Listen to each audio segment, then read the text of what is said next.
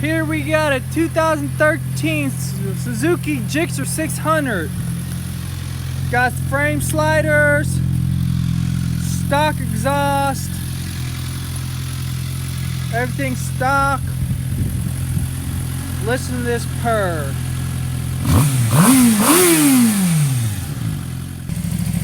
Here we have a 2010 KTM RC8 with 5,200 miles on it. It's all stock.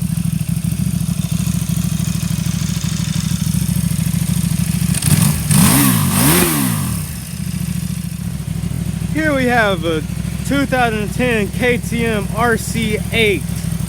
It's orange and black. It's a 1190cc motor in it.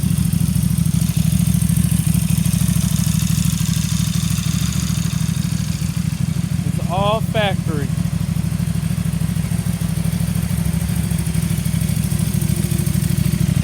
And the mileage on it is 5,000, almost 500, 2,000.